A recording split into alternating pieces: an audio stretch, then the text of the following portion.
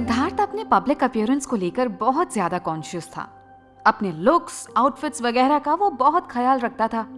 उसका मानना था कि लोगों के सामने सबसे पहले आपकी पर्सनालिटी ही आती है, इसलिए हमेशा खुद को सही तरीके से प्रेजेंट करना बहुत जरूरी है। उसके ऑफिस में भी सभी एम्प्लॉयज के लिए हमेशा साफ सुथरे फॉर्मल ड्रेस में आना कंपलसरी था, वरना उन्हें सीधे बाहर का रास्ता दिखा दिया जाता था। ऐसे में खुद वो इतने सारे बैंडेज और कैजुअल ड्रेस के साथ ऑफिस में कैसे कदम रख सकता था। उसने रोहित से कहकर 1 हफ्ते तक के लिए अपनी सारी मीटिंग्स कैंसिल करवा दी थी। जब से सिद्धार्थ ने ऑफिस संभाला था, वो हमेशा काम में बिजी रहता था। उसे अनन्या के साथ बिताने के लिए भी काफी मुश्किल से वक्त मिल पाता था, मगर फिर भी उसका साथ पाने के लिए वो किसी भी तरह से टाइम मैनेज कर लेता था। मगर अब सोनल की मेहरबानी से ऐसी नौबत आ गई थी कि पूरे 1 हफ्ते तक के लिए वो बिल्कुल फ्री था। मगर इसका फायदा भी क्या था? ना तो अब उसके पास करने के लिए कोई काम था और ना ही उसके पास अब अनन्या थी। ऐसे में अभी होटल के इस कमरे में अकेले बैठकर उसे बेचैनी सी हो रही थी। कमरे की हर चीज मानो उसे परेशान कर रही थी। उसे जब कुछ नहीं सूझा तो उसने अमन और विनय को कॉल कर होटल आने को कह दिया। बस कहने भर की देर थी और अमन कुछ ही देर में उसके पास आ गया, मगर फिलहाल वो बहुत थका हुआ सा लग रहा था। आते ही वो अपना सिर पकड़कर सोफे पर बैठ गया। उसकी ये हालत देखकर सिद्धार्थ ने चिढ़ते हुए कहा, मैंने तो सोचा था कि तू यहाँ आएगा तो मेरा कुछ एंटरटेनमेंट हो जाएगा, साथ में मिलकर ड्रिंक करेंगे, पर तुझे देखकर ऐसा लग रहा है जैसे तू खुद यहाँ सोने के लिए आया है। अमन ने सोफे पर पसरते हुए कहा, तूने क्या सबको अपने जैसा खड़ूस बिजनेसमैन समझ रखा है? करना ही क्या होता है तुझे? बस ऑफिस में एसी चेंबर में बैठकर लोगों पर ऑर्डर चलाने होते हैं। ज्यादा से ज्यादा मीटिंग्स अटेंड करेगा या वीडियो कॉन्फ्रेंसिंग करनी होती होगी, पर मुझे लोगों की जान बचाने के लिए अपनी स्किल्स यूज करनी पड़ती हैं। आफ्टर ऑल डॉक्टर होना कोई आसान काम नहीं है। सिद्धार्थ ने मजाक उड़ाने वाले अंदाज में कहा, तेरी भी फैमिली यही चाहती थी कि तू उनके फैमिली बिजनेस को सपोर्ट करे, मगर समाज सेवा का शौक तो तुझे खुद ही चढ़ा था, तो अब कंप्लेन क्यों कर रहा है? तभी सिद्धार्थ के फोन से बीप बीप की आवाज आई। उसने देखा एक न्यू मेल की नोटिफिकेशन थी। उसने मेल ओपन किया और सोनल मेहता की सारी इंफॉर्मेशन उसके सामने थी। मेल कोई बहुत ज्यादा लंबी नहीं थी, मगर सिद्धार्थ ने उसे बहुत ध्यान से और बार बार पढ़ा। पूरी बात समझने के बाद उसके जबड़े कसने लगे। साफ पता चल रहा था कि उसे ये सब पढ़कर गुस्सा आ रहा था। उसे याद आया, हॉस्पिटल में सोनल ने उससे कहा था कि उसके पास सिद्धार्थ से शादी करने के अलावा और कोई ऑप्शन नहीं है और ये उसकी मजबूरी है। वैसे उसने एक गलत भी क्या कहा था। जो लेटेस्ट इंफॉर्मेशन इस वक्त रोहित ने उसे सोनल के बारे में दी थी, उसके मुताबिक वाकई उसके पास सिद्धार्थ से शादी करने के अलावा दूसरी कोई चॉइस नहीं थी। उसकी फैमिली ने न केवल उसका सब कुछ उससे छीन लिया था, बल्कि उसे धक्के मारकर उसी के घर से निकाल भी दिया था। अपनी सोच में गुम उसने एक सिगरेट सुलगा ली और आकर अमन के पास बैठ गया। आदत के मुताबिक उसने लगातार सिगरेट पीनी शुरू कर दी। जितना ज्यादा वो स्मोक करता जा रहा था, उतना ज्यादा फ्रस्ट्रेटेड होता जा रहा था। कुंदन लाल मेहता, उसने ये नाम याद करने की कोशिश की। कभी इस आदमी ने भी उसके साथ बिजनेस डील करने की कोशिश की थी, मगर सिद्धार्थ ने उसे कोई खास अहमियत नहीं दी थी। उसे सोच सोच कर ही गुस्सा आ रहा था कि वो लोग सोनल के साथ इतनी बुरी तरह से कैसे पेश आ सकते हैं। तभी कमरे का दरवाजा खुला और विनय ने अंदर कदम रखा। उसने एक नजर सिद्धार्थ के ऊपर डाली और अमन के करीब आते हुए धीरे से पूछा, इससे क्या हुआ है? पूरा कमरा धुआं धुआं कर रखा है। अमन ने गहरी सांस लेते हुए कहा, गॉड नोज, हमें यहाँ बुलाकर खुद पता नहीं कहाँ खोया हुआ है। विनय ने सिद्धार्थ के सिर की तरफ इशारा करते हुए कहा, नो आई मीन, उसके सिर को क्या हुआ? इतनी चोट कैसे लग गई इसे? इतना सुनते ही अमन को तेजी से हंसी आ गई।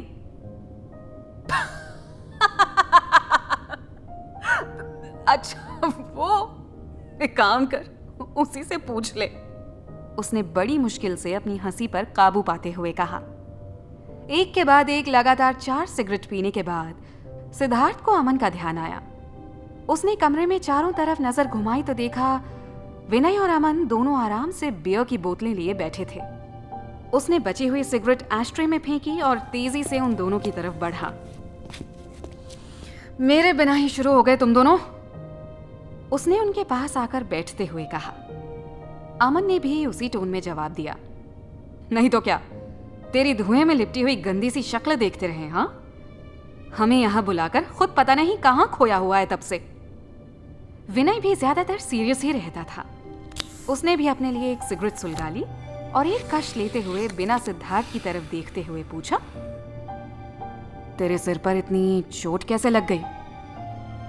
ओह ये, सिद्धार्थ ने लापरवाही से कहा और ऐसे शो किया जैसे ये उसके लिए कोई बड़ी बात ना हो। एक स्टूपिड लड़की का किया धरा है ये सब। विनय ने अब उसके चेहरे और सिर पर बंधी पट्टियों को गौर से देखते हुए पूछा, मुझे रिसेप्शनिस्ट ने बताया कल सुबह जब तुम होटल से निकले थे तो तुम्हारे साथ एक लड़की भी थी, उसी ने किया ये सब। अमन ग्लास अपने मुंह से लगाए उसे बस स्माइल करते हुए देख रहा था। विनय ने अब अमन की तरफ मुड़ते हुए पूछा, तूने कल मुझे बताया था कि तूने इसे कल हॉस्पिटल के वार्ड में किसी लड़की के साथ अकेला छोड़ा था, ये भी सेम लड़की थी? अमन हंसते हुए बोला, और क्या, एक ही मोहतरमा हर जगह टांग अड़ाए बैठी हैं। हर जगह मतलब? विनय ने हैरानी से सिगरेट को एस्ट्रे में डालते हुए पूछा। जवाब में अमन एक्साइटेड होकर विनय के जरा और करीब आते हुए बोला, यू नो व्हाट, उस लड़की के गले के पास और हाथों पर मैंने ऐसे ऐसे मार्क्स देखे हैं। सिद्धार्थ ने उसकी बात काटते हुए उसका गला पकड़ लिया। तुझे क्या अपनी जान प्यारी नहीं है? क्यों बकवास किए जा रहा है? मगर अमन ने उसे पूरी तरह इग्नोर करते हुए उससे खुद को छुड़ाया और नमक मिर्च लगाकर विनय को सारी बातें बताने लगा। गॉड नोज अपने इस हीरो ने उस लड़की के साथ क्या क्या किया है। ऐसे तो ये सबके सामने बड़ा शरीफ बनता फिरता है, मगर जब लड़की बिस्तर पर आई तो जैसे इसके अंदर का शैतान जाग गया। सीरियसली ब्रो, तुम्हें उसकी हालत देखनी चाहिए थी। ये सुनकर विनय ने हैरान होते हुए सिद्धार्थ की तरफ देखा। मगर तुम तो केवल अनन्या के साथ।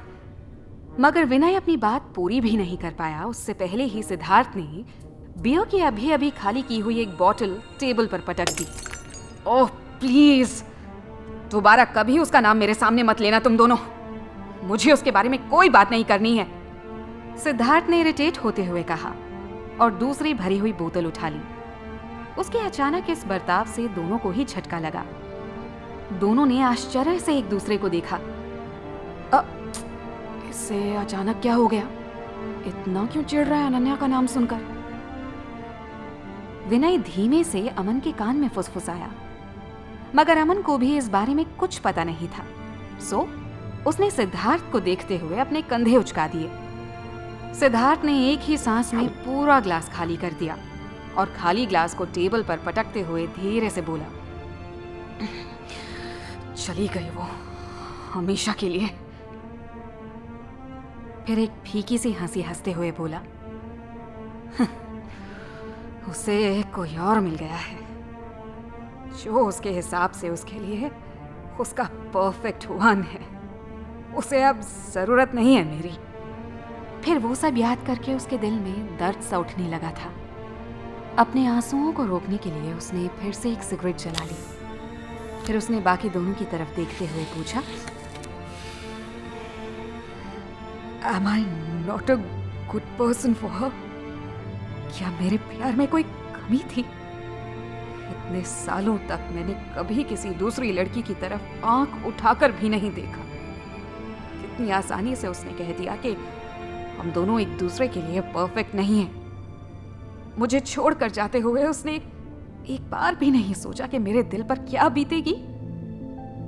अमन और विनय दोनों ही सिद्धार्थ के बचपन के दोस्त थे और अनन्या के लिए उसकी चाहत से भी अच्छी तरह वाकिफ थे, मगर साथ ही वो ये भी जानते थे कि उसका प्यार एक तरफा है। अनन्या ने कभी सिद्धार्थ से प्यार किया ही नहीं था। मगर सिद्धार्थ को भरोसा था कि एक ना एक दिन वो अपने प्यार से अनन्या के दिल में अपनी जगह बना ही लेगा, मगर ऐसा हो नहीं पाया था। उससे शादी का वादा करने के बाद भी आखिरकार वो उसे छोड़कर चली गई थी। विनय ने उसे एक साइड हग देते हुए कहा, हाँ, प्यार दिल से होता है दोस्त। तुम किसी को जबरदस्ती खुद से प्यार करने के लिए मजबूर नहीं कर सकते हो। उसे जाना था, वो चली गई। माहौल थोड़ा सीरियस होते देखकर अमन ने खांसने की एक्टिंग करते हुए पूछा, अब तो अनन्या रही नहीं तेरी लाइफ में, तो अब उस लड़की के साथ क्या करने का इरादा है तेरा?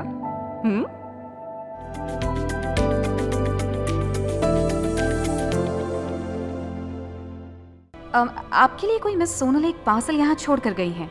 उन्होंने कहा है कि इसे आप तक पहुँचा दिया जाए। Miss Sonal? You mean miss Sonal Mehta? अब क्या करने की कोशिश कर रही है ये लड़की? कुकू FM हिंदी चैनल को सब्सक्राइब करना ना भूले और बेल आइकन प्रेस करके अगले एपिसोड की नोटिफिकेशन पाए।